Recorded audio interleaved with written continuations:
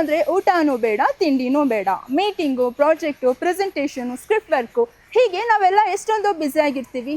ಇಷ್ಟೊಂದು ಬ್ಯುಸಿಯಾಗಿರೋ ನಮಗೆಲ್ಲ ಅಸಿಡಿಟಿ ಅನ್ನೋ ರಾಕ್ಷಸ ಕಾಟ ಕೊಡ್ತಾನೆ ಇರ್ತಾನೆ. ಇನ್ನು ಬ್ಯುಸಿ ಲೈಫ್ ಶೆಡ್ಯೂಲ್ನಲ್ಲಿ ಟೈಮ್ಗೆ ಸರಿಯಾಗಿ ಊಟ ತಿಂಡಿ ಮಾಡದೇ ಇರೋರಿಗೆ ಅಸಿಡಿಟಿ ಪ್ರಾಬ್ಲಮ್ ಸ್ವಲ್ಪ ಜಾಸ್ತಿನೇ. ಇನ್ನು ಅಜೀರ್ಣಕ್ಕೆ ಈನೋ ಪೌಡರ್ ಕೊಡಿದ್ರೆ ಸ್ವಲ್ಪ ರಿಲೀಫ್ ಸಿಗುತ್ತೆ ಅಂತಾರೆ. ಹಾಗಾದರೆ ಮಾರ್ಕೆಟ್ನಲ್ಲಿ ಸಿಗ್ತಿರೋ ಈನೋ ಪೌಡರ್ ಡೇಂಜರ್ ಝೋನ್ನಲ್ಲಿದೆ. ಯಾಕೆ ಅಂತ ಹೇಳ್ತೀನಿ. ನಾನು ದಿವ್ಯಲತಾ. ನಮ್ಮ ದೇಶದಲ್ಲಿ ಯಾವ ವಸ್ತು ಕಲಬೆರಕೆ ಆಗಿಲ್ಲ ಅಂತ ಹುಡ್ಕೋದೇ ಬಿಗ್ ಟಾಸ್ಕ್.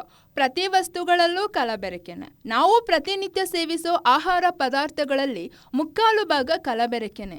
ಕೆಲ ದಿನಗಳ ಹಿಂದೆ ಕಾಫ್ ಸಿರಪ್ ಕುಡಿದು ಪುಟ್ಟ ಕಂದಮ್ಮಗಳು ಸಾವನ್ನಪ್ಪಿದ್ವು. ಕುಡಿಯುವ ನೀರು, ಅಕ್ಕಿ, ಸಕ್ಕರೆ, ಬೇಳೆ, ಟೂತ್ಪೇಸ್ಟ್, ಇನ್ನು ಹುಷಾರಿಲ್ಲ ಅಂತ ನಾವು ಸೇವಿಸೋ ಔಷಧಿಗಳಲ್ಲೂ ಕಲಬೆರಕೆ ಜಾಸ್ತಿಯಾಗಿದೆ. ಇಂಡಿಯನ್ ಮಾರ್ಕೆಟ್ನಲ್ಲಿ ನಾವು ಅಸಿಡಿಟಿಗೆ ಬಳಸೋ ಈನೋ ಪೌಡರ್ನಲ್ಲೂ ಕಲಬೆರಕೆ ಆಗ್ತಿದೆ.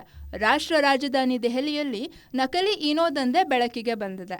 ಉತ್ತರ ದೆಹಲಿಯ ಇಬ್ರಾಹಿಂಪುರದಲ್ಲಿ ಕಾರ್ಯಾಚರಣೆ ನಡೆಸಿದ ಖಾಕಿ ಪಡೆ ನಕಲಿ ಅಂಟಾಸಿಡ್ ಉತ್ಪಾದನಾ ಘಟಕವನ್ನು ಭೇದಿಸಿದ್ದಾರೆ. ಈ ದಾಳಿಯಲ್ಲಿ ಓವರ್ ದಿ ಕೌಂಟರ್ ಔಷಧದ ನಕಲಿ ಸ್ಯಾಚೆಟ್ಗಳನ್ನು ಉತ್ಪಾದಿಸೋ ದೊಡ್ಡ ಪ್ರಮಾಣದ ಜಾಲವೇ ಪತ್ತೆಯಾಗಿದೆ.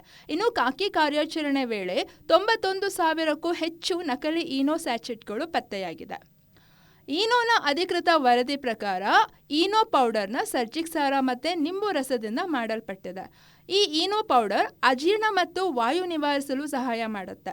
ರಾಸಾಯನಿಕವಾಗಿ ಇದು ಸೋಡಿಯಂ ಬೈಕಾರ್ಬೊನೇಟ್, ಸಿಟ್ರಿಕ್ ಆಸಿಡ್ ಮತ್ತು ಸೋಡಿಯಂ ಕಾರ್ಬೋನೇಟ್ನ ಮಿಶ್ರಣ.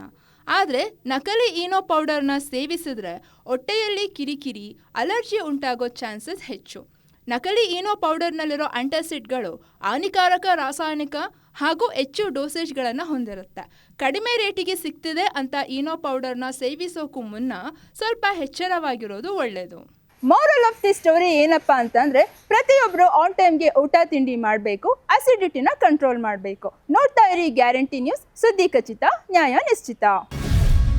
ಗ್ಯಾರಂಟಿ ನ್ಯೂಸ್, ಸುದ್ದಿ ಖಚಿತ, ನ್ಯಾಯ ನಿಶ್ಚಿತ.